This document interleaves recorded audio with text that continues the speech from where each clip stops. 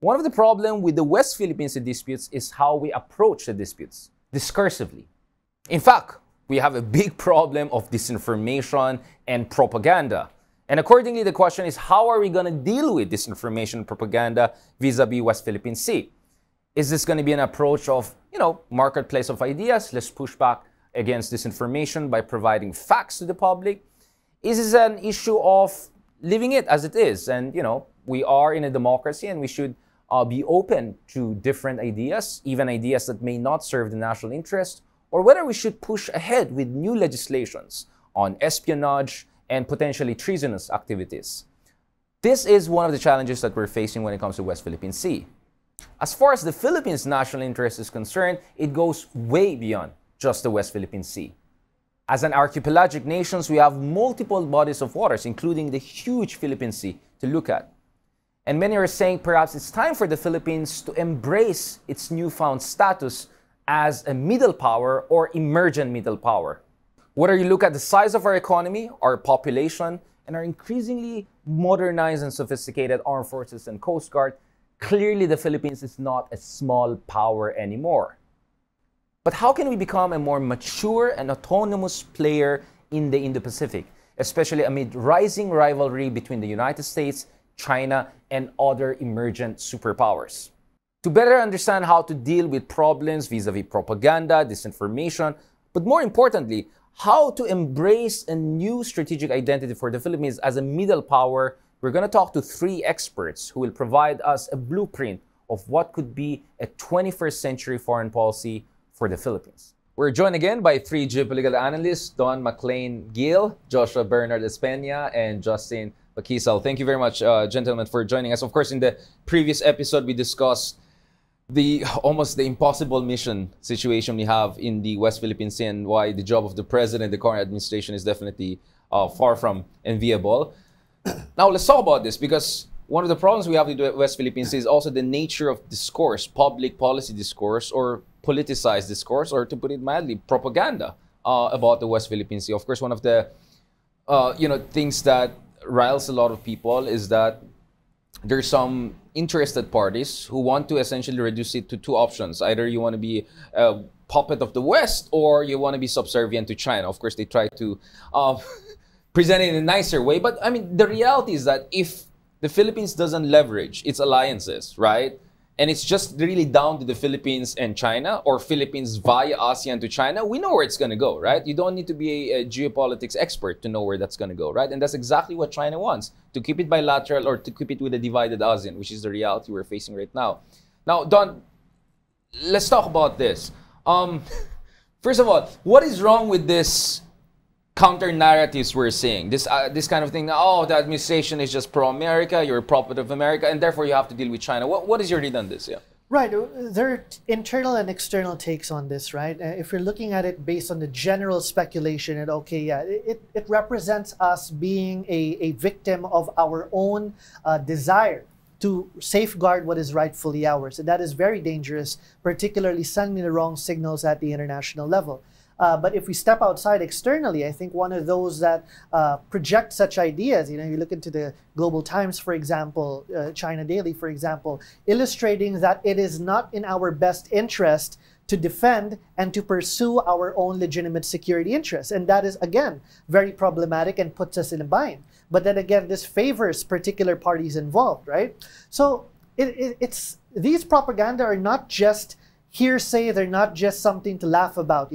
These are being spent on billions and billions of dollars, for example, on harnessing a whole system of disinformation campaigns, etc., that seep through within domestic levels as well. And that's where it becomes pretty problematic, because that challenges us from having a unified voice at the international level, which is very important for our signaling as well. And it creates disorientation also. Right. I mean, Josh, how serious is this disinformation problem in the Philippines? It's a problem for us, actually, because China is playing a classical playbook of invaders.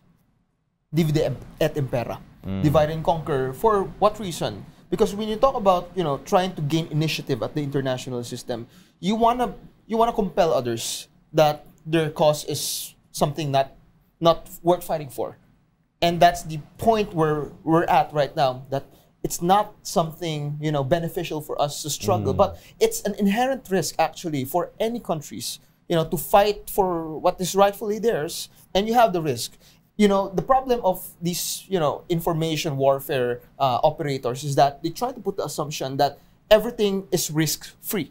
Nothing is risk-free. Even China is doing something risky, but is nevertheless something that they would want to offset with their efforts. So you're saying, when you're just saying, oh, let's be realistic, it's not just an illusion of, you know, the smaller countries being provocative. It's also an illusion about rising superpowers not also being realistic, actually, in a way, right? I mean, you could say China claiming the entire South China is it's completely unrealistic too, right? Exactly. And yet they're doing it. And how is that pragmatism, right? I mean, it's a very good point. Actually, this is the first time I think someone has openly said it. Like, what is pragmatic with China, you know, essentially alienating whole sorts of countries, but that's not realistic also, right? Yeah. Right?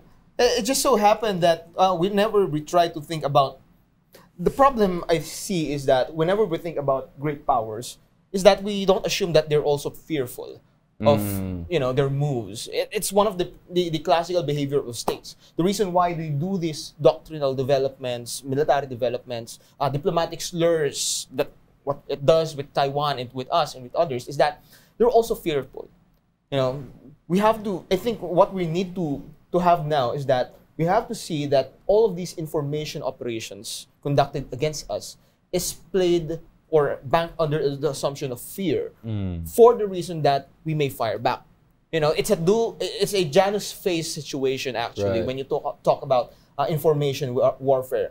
In my perception, it's not anymore, you know, a fear-mongering element. It's an element. It just so demonstrates just how fearful they can get whenever they think about the Filipinos parrying all these lies. Right. Exactly. Justin, let's talk about this. I mean, first of all, I mean, I see a lot of, this is what I call strategic gaslighting, right? Like, you're blaming the victim for trying not to be a victim, right? So clearly there's gaslighting going on there. And we see that in a lot of conflicts when there's a lot of asymmetry. The victims, the weaker part, gets always blamed for what happens. We saw that in the Ukraine situation, this whole pseudo-Mersheimer school of thought of NATO expansion is the explanation for everything, right? But obviously, there's also this question, like, how are we going to deal with this deliberate, systematic disinformation that is happening? I mean, one of the things that shocked me and really brought home, I mean, for 6 years I had to deal with the law of disinformation, but one of the things that really shocked me was last year, just after I came back from Europe, Munich Secret Conference, invasion of Ukraine happens, I'm seeing Mersheimer being quoted by trolls in my... I was like, wow, he's now a household name in the Philippines? This is like Kremlin talking points almost, right? So that's where I realized something is going on here, right? Something serious is going on here. I mean, what is your read on that? And just to make this even more complicated for you, how can you blame these vectors of disinformation in terms of their, audacity, when a former president, right, is still essentially, insisting on this very alternative universe view of geopolitical reality? I mean, former President Duterte is still around and is, quite active on a certain, news channel, etc. Like, so what do you think is going on there? Is it also a question of some people, propagandists, also not seeing the reality that they're actually now in the minority right now, that they no longer have someone at the top as a force multiplier? I'm pushing this argument, but you see what I'm driving at here. Yeah, I think my diagnosis is, at one level, we do have a problem with respect to foreign influence operations here in the Philippines, and we haven't had the security architecture to tackle it much more thoughtfully than we would like to. So, for example, in other countries like Australia, which has had disputes with China in recent years, they have a very strong counterintelligence program. They do have legislation, actually, on foreign influence and specifically looking at financial transactions going to certain people. Now, I think the Philippines does have to follow the same track, wherein we do have to guard our national territory from undue foreign influence purveyed through economic or cultural means. Because that's the problem, right? The battlefield isn't just in the West Philippine Sea. It's actually in the cognitive domain, right? Social media. Yeah, when the Marcos administration came in 2022, one of the defense agenda of the administration is actually cognitive defense of the population. And part of that really is psychological protection of our people from foreign propaganda. And the case with China is very tricky because they do have a very powerful state media machinery. So their media isn't just reporting the Chinese perspective, their media is reporting their state's perspective, Xi Jinping's perspective on things. So it is deliberately pushing the views of the Chinese Communist Party. That's one level. I think at the second level, more to your first question about how do we try to deal with all these things. I think for me, the first and foremost thing we have to do is to try to clarify the message house of the administration. And I think the problem is more meta or theoretical than many realize. My personal problem with the way Filipinos approach foreign policy right now is we have accepted the idea that we have to be friend to all, enemy to none, which for me is good. It's a good slogan, but For tourism. it's a good slogan, but it's an unworkable defense policy. Exactly. Because It's good for tourism, but it's not a it's not national good. It's not a defense national strategy. security strategy. Exactly. Because the point there really is we do have threats, right? Whether or not we have good relations with China, the fact that China is claiming part of Philippine territory, that in itself creates friction. So rather than, push those frictions aside and deny them till kingdom come, we have to admit to the reality that we do have these tensions and we have to resolve them to our advantage, right? So that is the objective of foreign policy. It's to work toward a situation that benefits our security. Now, the problem with the friend to all, enemy to none policy is I think it's made people too much of people pleasers, right? That somehow being friendly with China is a foreign policy goal unto itself. I mean, you cannot be friendly with those who are not friendly with you, right? Exactly. So I think people have to contextualize. We're being friendly with China not because being friendly is valuable in itself, but because being friendly leads to certain benefits. Now, people might call that transactionalism in foreign policy. Right. But that's the state of play of the world today, and we do have to embrace that sort of more realist identity in our foreign policy, given the state of the world today. And there's nothing to be ashamed about that. What I think is shameful is that some segments in Philippine society are advocating for a foreign policy that doesn't have very clear goals, right? Yeah. So for those advocating for close relations with China, if you ask them specifically, what is your operational response to Chinese bullying in the South China Sea? What are the specific recommendations on how we go about that, right? The suggestion has always been keep talking, keep talking, keep talking. And we look at one example, the South China Sea Code of Conduct.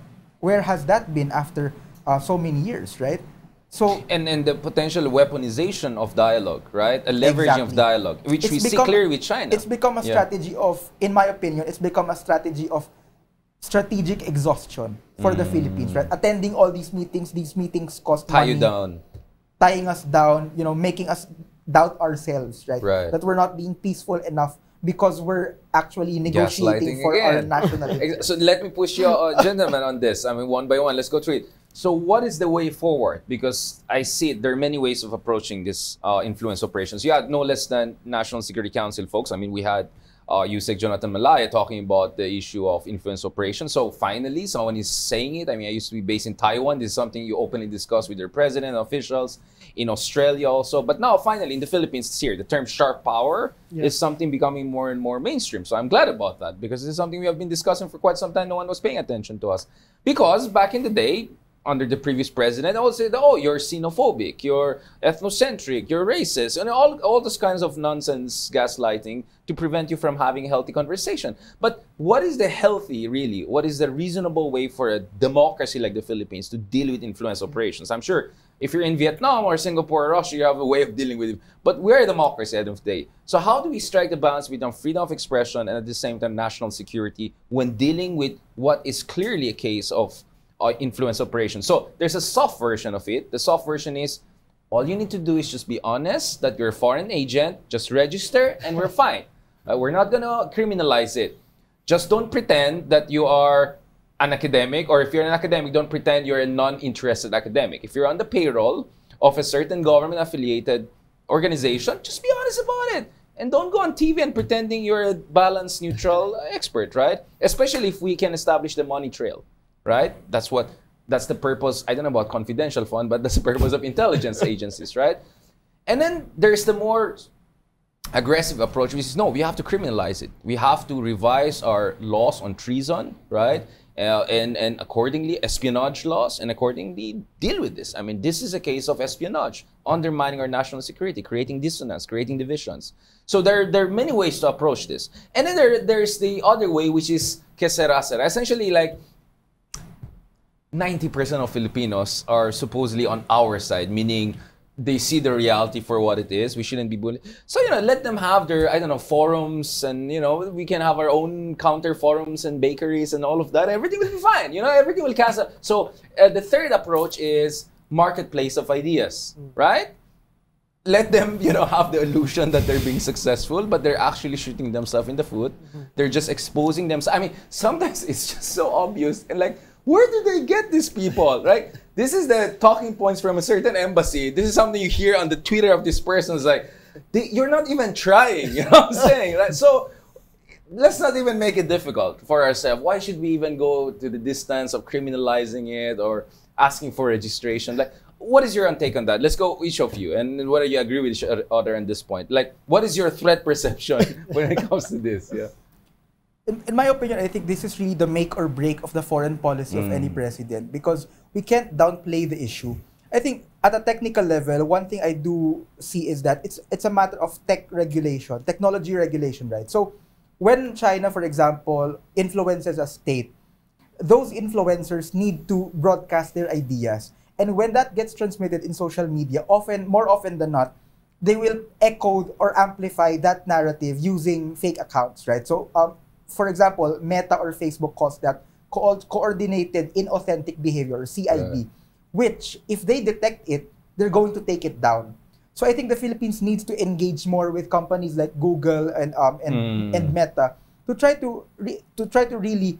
So this is the Maria Ressa approach, more or less, yes, right? That's one approach to it, because I think we can't, for example, the criminalization approach is a very targeted approach, right? But we're also talking of large-scale public broadcast, thousands right? of bots, yeah. We're dealing with millions of signals there. Yeah. So that's one approach. And then, of course, the other one is, I think it's high time for the Philippines to draft a new foreign influence operators law, because right now the one you mentioned, that they have to self-declare themselves, etc. That is the existing regulation in the Philippines, right? You have to declare yourself, right? But there are more complex or nuanced ways to go about it. As you said, there can also be financial regulation, and then of course, secondly, it's really a matter of trying to monitor vigorously civil society organizations as well, right?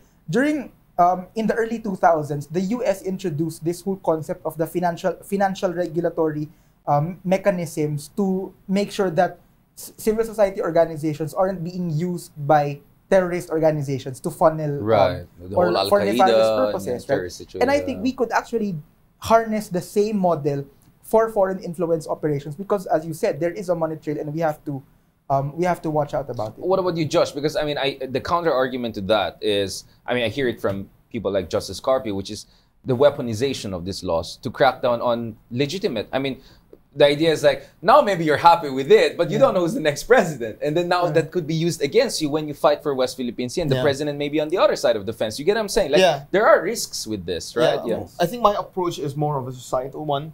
But I think the only way to counter all of these information operations is to create your own narrative, right? I think that's something that we haven't been tapping on. So you're more marketplace of ideas. It's more on marketplace of ideas. Of narratives, rather. Because I am myself an academic, and I've been, I'm teaching in a place where plethora, where different political spectrums are out there. My immersion in this kind of, locale is that it has trained me to think about, perhaps it's time to build a national narrative whereby, at least, it's not an easy way to do it, actually. It's going to be an intergenerational approach. But the way forward, I think, is that the government has to provide a conducive environment by which we can provide strategic discourses, right? I think the good way to provide this is, for example, grade 10 students having, module on the West Philippine Sea, right? And because you're investing a lot in a lot of young generation. So patriotic education program, kind of Philippine version. But there's a risk, but based on international law. Yeah. So in other words, I think this should have been, the right allocation of budget in the Department of Education.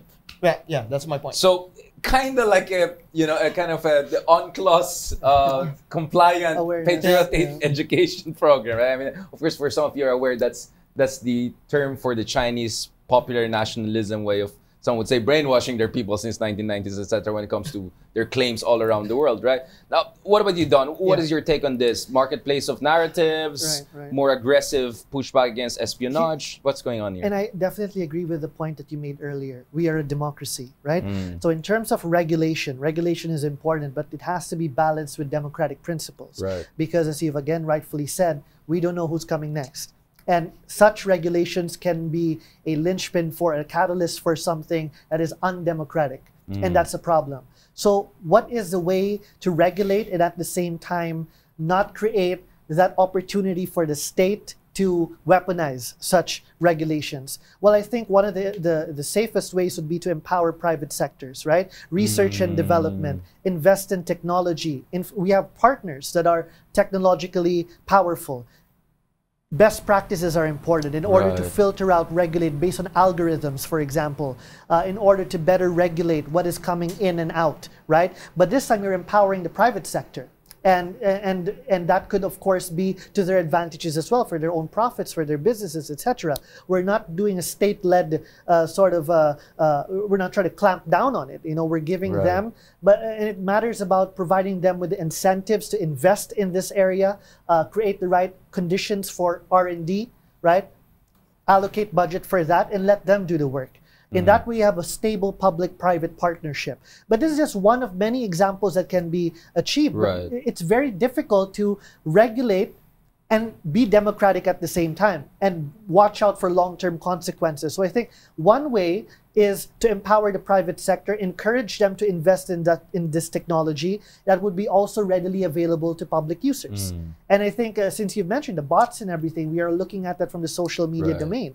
And we need investments in technology and R&D that would be able to help us through that. So I think we're all complementary. Yeah, I mean, exactly. I mean, it's not mutually exclusive, right? It's just a matter of accentuation and also some of the risks that we have to accept with this. I mean, the reason why I raise this is because United States, no matter how imperfect it is as a democracy, it's institutionally far more sophisticated than the Philippines in terms of safeguards against weaponization. So I hear people like, when terrorism, counterterrorism, like, oh, Australia does it. Yeah, except we're not Australia, right? We have problems with red tagging. We have problems with weaponization of certain regulations, and you don't know how things are going to turn out. I mean, so as much as we want to be democratic, we have to accept the democratic deficit situation. Let's go to the last part of this episode, which I think is the most interesting, exciting part for me. So we established that something has to be done in the West Philippine Sea and something is being done, and perhaps that's understandable given the situation. We discussed about how to leverage alliances without going too far. We discussed about what are the false narratives and propagandist narratives and how to push back against it. But for me, is it time to start talking about the Philippines as not a small power? Because, the Philippine population is almost as big as Mexico. No one says Mexico is a small country, right? And Philippines' population is bigger than Egypt, Turkey, and Iran. And no one says those countries are small countries. They're seen as regional powerhouses, right? We're obviously not as big as India or China. But just because we're not as big as it doesn't mean we're small, right?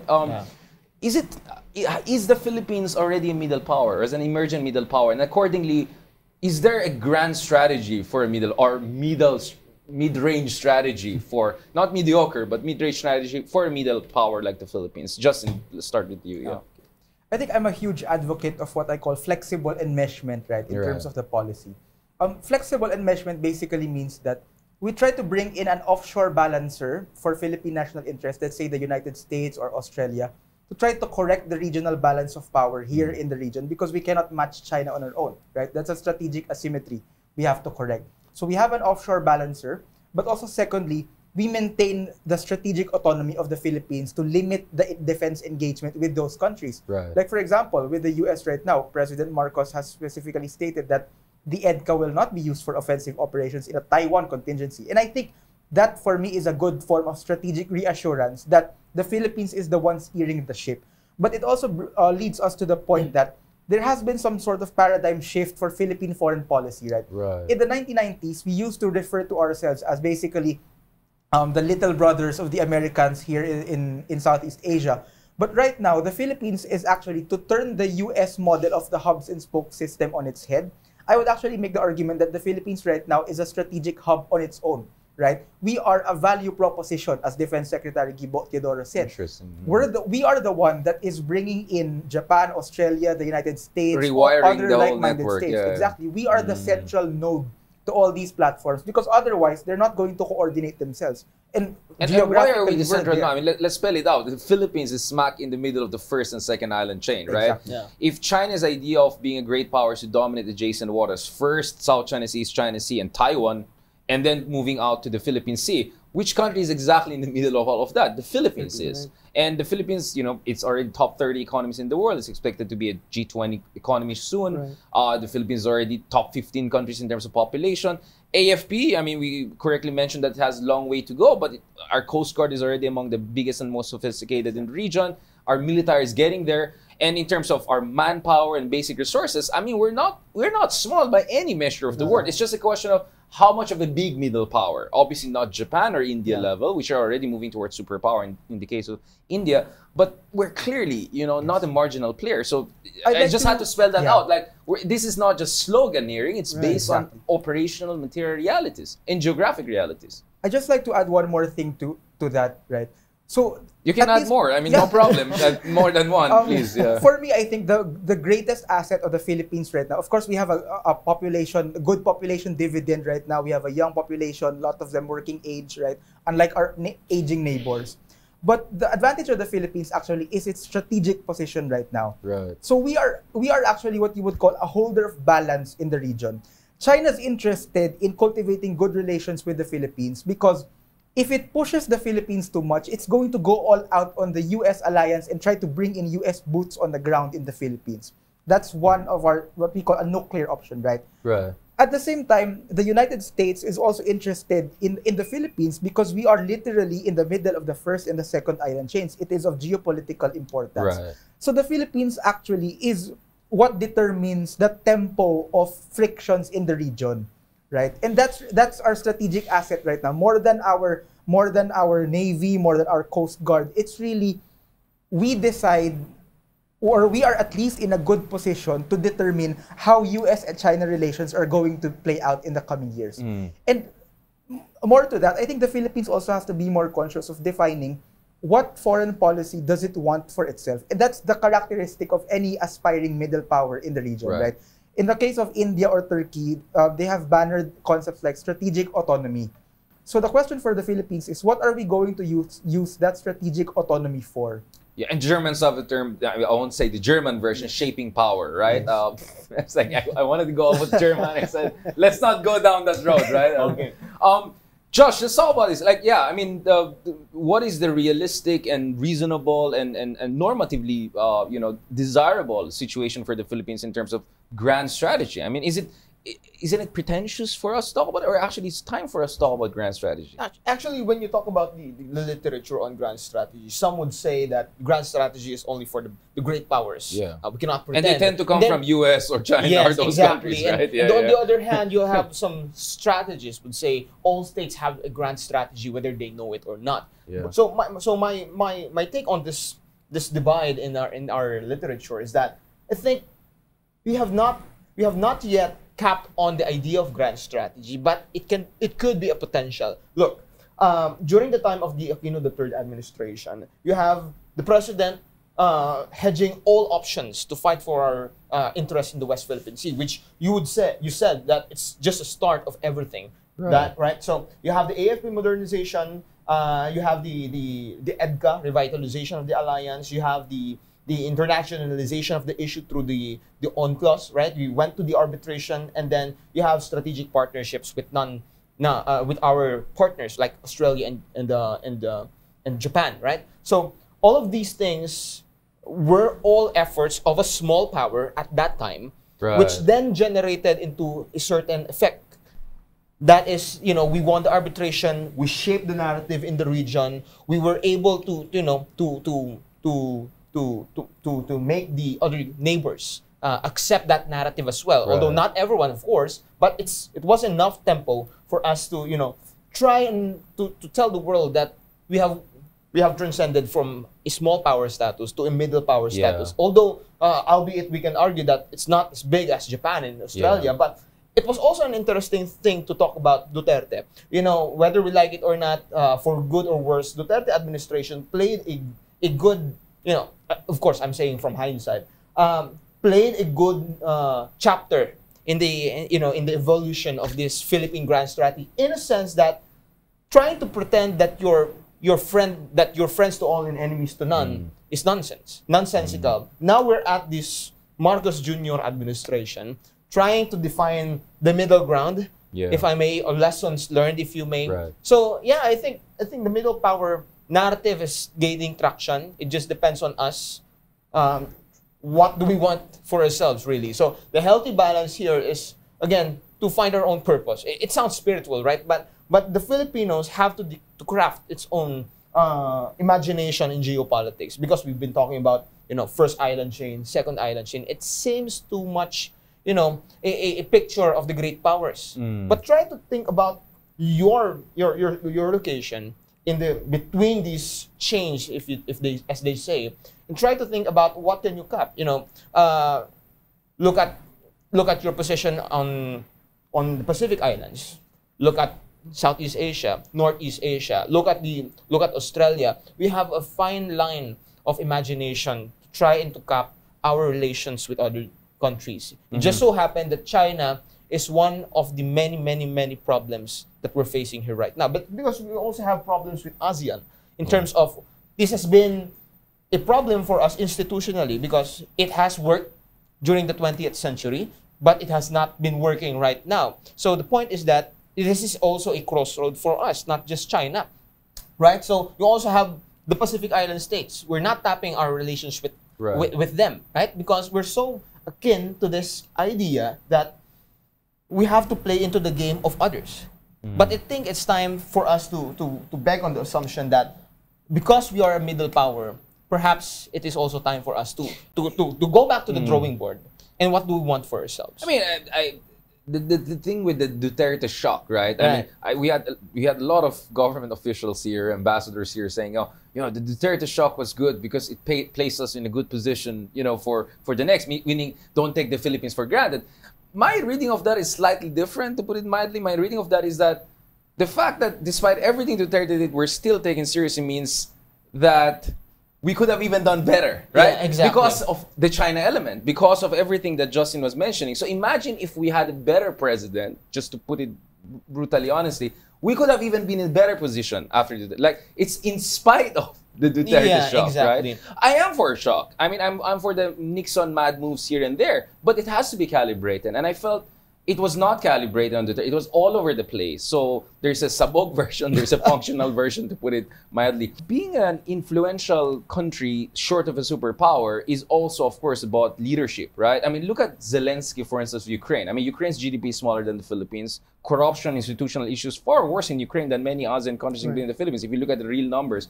And look at how Ukraine is bludgeoning everyone to help them right and left. 46.7 billion from US alone last year. The French are pouring in. The Germans were forced to give up some of their best tanks. That tells you leadership matters too, right? And middle power is not just about military and economy. It's about diplomacy, coalition building, credibility, right? Soft power, those things. So where do you see the Philippines going on that? Right, exactly. You know, academically speaking, the literature is vast. What is considered to be a middle power? There are as many indicators of being a middle power as there are middle powers here, right? So, but we have to understand two things rather. In order to be a middle power, you should have first the right resources that would make you a middle power, so general indicators. And second, you must acknowledge yourself to be a middle power. Self-recognition is very much important in expressing yourself to be a middle power, right? And there's this literature about South Korea being the reluctant middle power, for example. And we are in that position. So if we look into the general studies, the Philippines has what it takes to be a middle power resource-wise. But we still must harness the potential to acknowledge that we are a middle power. And from that, we must act like a middle power, right? And here's another thing, right? We often consider ourselves to be just a Southeast Asian state. I say no. We are a middle power of the Indo-Pacific. Right. We are right in the middle of the Indo-Pacific, Exactly. and we are geopolitically central to what is taking place in the Indo-Pacific. And without that recognition within ourselves, then I do not think that we would be able to be an effective middle power despite the resources that we have. So we must act like a middle power as well. And I think we're going in that direction where we are setting the agenda for ourselves. We are aligning our policies and illustrating clearly that this is what we want, and we have our partners, and we want you to act in this way to make it win-win for us in order to address our mutual concerns and interests. And I think that we must continue that position. We must acknowledge our position in the region and the international system, and then maybe we will be able to be a more effective middle power, right? So it's the resources on one hand and the recognition on The the mindset. other. The mindset should be mindset. there. I mean, it's kind of like basketball and gilas, right? Like, Puso. puso, and you have to feel that you can win. I mean, I think at some Right. point we are like, we can be gold medalists in Asia, and it happened, Right, right? I mean, if you're thinking you're just gonna be one of the guys there, it's hard to win with that kind of mindset. So, in short, panindigan mo, you Yes. embody it. So, just final thoughts, each of you gentlemen. Maybe Justin, like in terms of what do you want to see with the Philippine foreign policy in the coming years and the Philippine foreign policy discourse in the coming years? I mean, you guys are younger than me. I mean, my frustration back in the day was foreign policy is seen as something that only the FA does or something that is done in certain circle. And for better or worse, I saw myself as a potential pioneer for changing how we approach foreign policy because I saw that in other countries with my friends in Turkey, with my friends in United Arab Emirates, friends in India, friends in Japan, friends in US. And I just felt it's time also for the Philippines because we're not a small country again, right? We're not a small power. We are a power, but not a superpower, but definitely perhaps closer to middle power. What do you want to see? I think I would like to see more stability in the Philippine foreign and defense policy. And part of that should be, we have to have a national consensus on the baseline of how we would respond to China's actions. The floor, yeah. Because that's the problem right now. We don't have a baseline. We really have a 180-degree shift advocated by different segments of Philippine society. Some are too pro-China, some are too pro-US. So what exactly is the floor for our foreign policy? What can the US and China reasonably expect for the Philippines to do repeatedly across administrations? And that's going to be key to Indo-Pacific security because we need to have consistency and coherence in our foreign policy. And then secondly, what I would like to see is for Philippine foreign policy to be more purposive. And this dovetails the point on being a middle power, right? Because the geopolitical circumstances of our time, the situation has forced the country to advocate for a clear defense of its territorial sovereignty, right, and the national interest. And because of that, we have to be clear. Why are we engaging with our defense partners? What's their utility? What are the limits of the cooperation with them, so that we ensure that cooperation is in the Philippine national interest? And of course, more importantly, what's our strategic objective here? At least with respect to our national territory vis-a-vis China, our relations with the US, and of course, with our ASEAN neighbors as well, who may be, at this point in time, may be unrattled by what the foreign policy shifts happening in Manila We should right now. engage the ASEAN too, not just bash them for not being good enough or something. Yeah, okay. Good.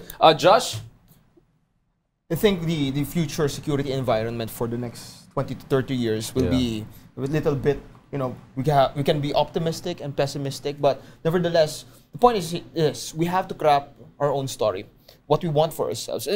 Taking back to what Rizal wanted, what do we really want for this country to have? Now, the point is this, one of the barrier, or should I say, one of the things that we need to talk about, at least in my what I can do for this discourse is that, talk about why war is something that has transformed the international system for many years now. We have to be honest for ourselves. Why did the United Nations emerge? It was because of the Second World War. Why did ASEAN emerge? It was because of trying to contain the Cold War. Why other institutions out there emerged? Because of the war. I think the reason why I wanted to bring out the discourse of war is because war, of course, it's about, unfortunately, about chaos, casualties, disorder. But we have to see the subject of war in our strategic discourse as something that has been practiced by many political entities, that is the states, empires, right? In order to, to reorder the international system amongst ourselves. And not just because you don't want to go to war, because you want to be the most ethical guy in the room, right?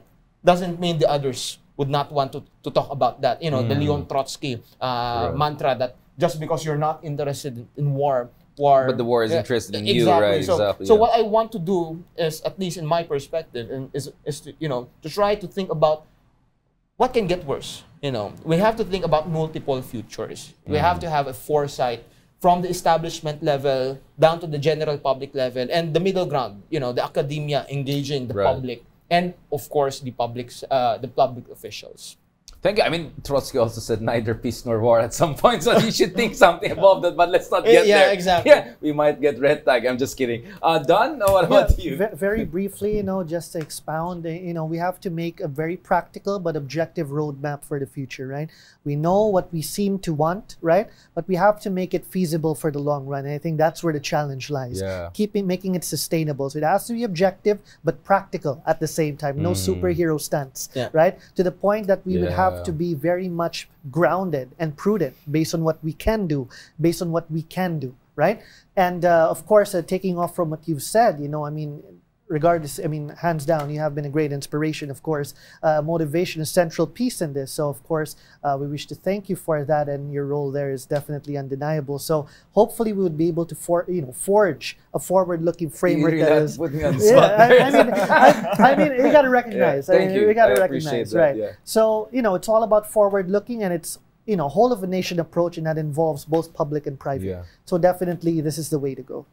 Thank you so much, gentlemen. That was great, and my sense is this is just the beginning of, I hope, a whole series of conversation we're gonna have about the Philippine foreign policy. Because this show is called The View from Manila, precisely because I felt it's time for us in the Philippines to have a serious discussion about serious issue facing us, and we have to show to the world that we're serious people. We can think for ourselves, and we're not neither intellectually nor geopolitically. We shouldn't be subservient to others or just a function of other countries or other powers.